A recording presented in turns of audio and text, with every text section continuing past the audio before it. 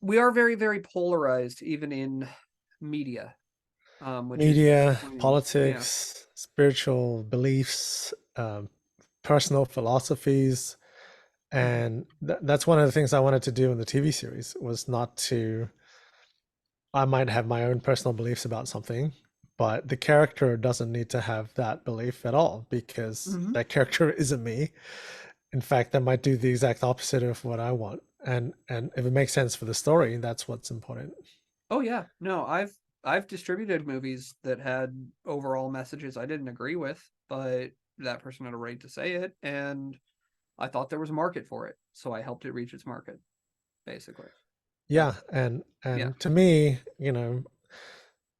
being mindful, especially about the political divisions now, especially about Hmm. the police, and I've certainly had some friends come up to me say, "Oh, you're promoting the police," and I'm like, "But there's bad police in my show too. There wasn't. This isn't a glamorization Hmm. that's one-sided." Yeah, I mean, there is a big problem with some media around cops in the military kind of falling into a trap of, well, that's probably a harsh way to say it, but especially with the military, you normally have to go through a pretty rigorous media process in order to use any military assets like planes, boats, anything, which means that it does end up being overwhelmingly positive towards the military in most of those instances. And I've heard the same can be true for cop shows. Did you run into anything like that?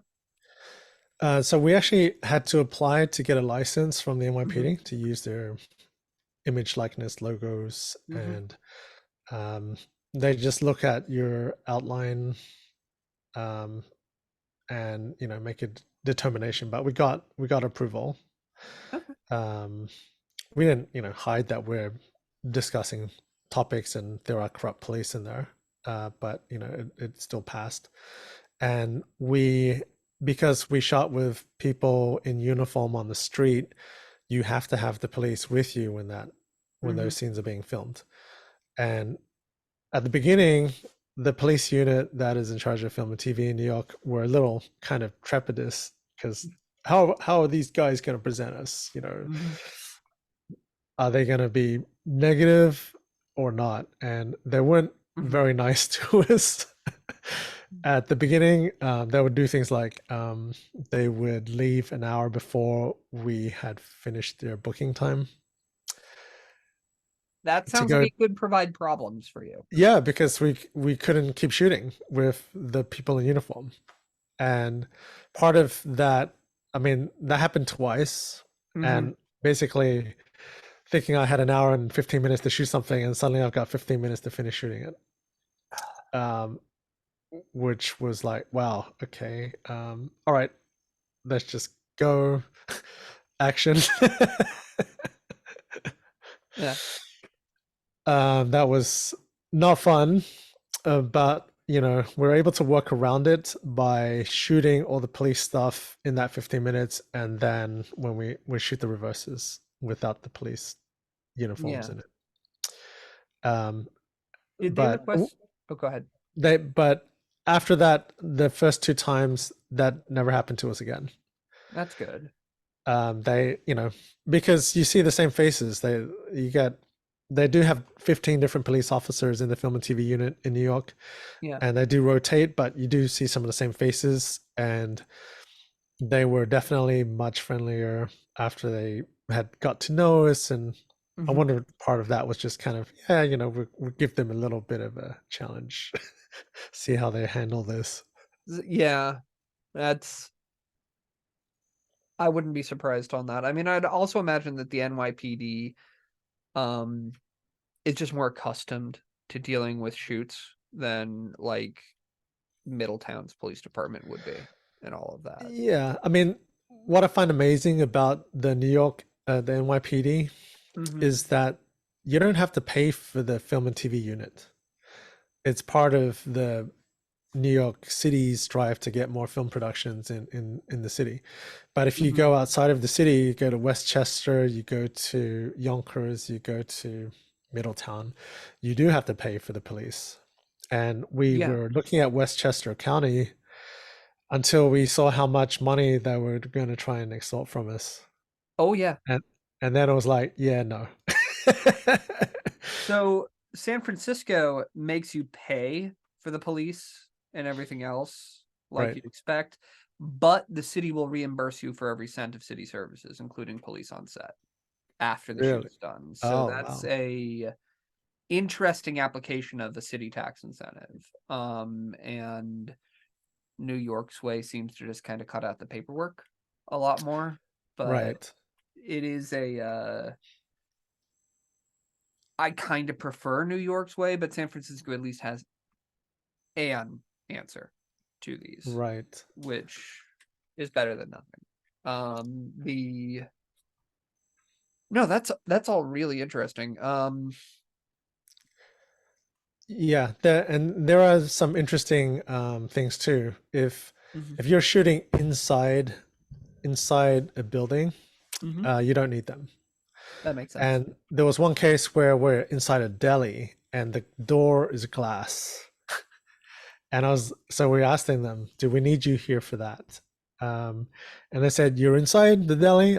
Yeah. They said, no, you don't need us, even though the door is glass. And we kind of cheated a little bit because he had to walk into the door from outside. So, but what we did was, Nobody knew. It's fine. we had somebody with wardrobe with a cover. So as long as they're covered when they're not filming. Mhm, So even if they have the uniform on, but you put a jacket over or some mhm. kind of cover so they could go out and eat lunch or something like that. But they have to be super mindful because, they have prop guns. And even though the prop guns are sometimes they're rubber, they don't fire anything, but it looks like a gun on a Yeah, holster. They can't just walk around. We have to make sure, okay, give those to wardrobe before you walk outside. And we don't want people calling the real cops on us in those that's cases where we don't have the unit already with us. no, that would be very bad. One Yeah, thing that and happened. Oh, go ahead. yeah. So there was one shoot. We had a shootout staged on the street, and of course, the film unit's with us. They check all your gun props at the beginning Mhm, of the day when they get there to make sure that they're not real guns, they're props. And then sometimes other police officers that are in the area would come by just to have a look because they know mhm. that you're shooting there. I mean, it's interesting that you get looky loos whenever you shoot anything in public. In Absolutely, Yeah. absolutely.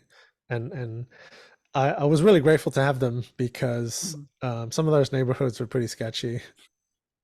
We shot in West Harlem one That night Yeah. at night, and the producer told me afterwards was like they could hear the police radio and there was stabbing like 3 blocks north of us. There was a shooting 2 blocks south of us, and the police unit said to us, "Hey guys, you might want to wrap this up fairly soon and get out of here." And then they had to race off when after they said that because they had to stop two gangs from having open warfare on the street just south of us. That's not great. I mean, But yeah, yeah. yeah. So nothing happened to us. We wrapped up pretty quickly after that and got out of there. But it was interesting, and they would definitely say to us, "Hey, you guys know how to pick the neighborhoods." Yeah, I mean, look, I live in Northwest Philadelphia, in like Germantown on the Mount Airy border sort of thing for anybody who's watching. But I'm not super scared with where I live, but man, West Harlem would scare me. And I also used to live in the Tenderloin in San Francisco. So I am accustomed to not great neighborhoods. And West Oh, Harlem would be I, scary. I would say the scariest location we shot at was probably Long Island City, Really? south of Astoria, not in the nice part, in the public housing Okay. sort of projects part of Long Island City.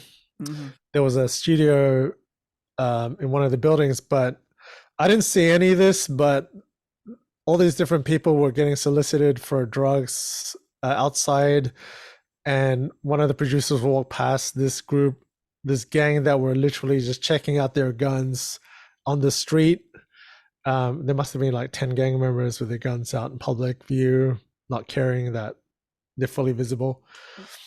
And then some dog walker said to him, "You guys really you shouldn't really be here. Like, you shouldn't be here. Like you should leave. This is dangerous." Not a place you should hang out. Yeah, no, I used to do karaoke at a bar at in San Francisco that was very, very close to 6th and Market. And anybody who is watching this from San Francisco is like, when I say that. But I had a very similar situation. I was hanging out with a friend who was smoking a cigarette, and we were just chatting there. It's like, yeah, you guys should not be here. This is not safe for you. You should go. But yeah, so I know that pain and I know that fear, and I never really had anything bad happen there, but it's probably luck more than anything. Oh, Yeah. I was glad to get out of that neighborhood. But it was funny because I was inside the studio the whole time. I only heard about this afterwards because there was other crew members or people that were walking around outside, Yeah. and I didn't know.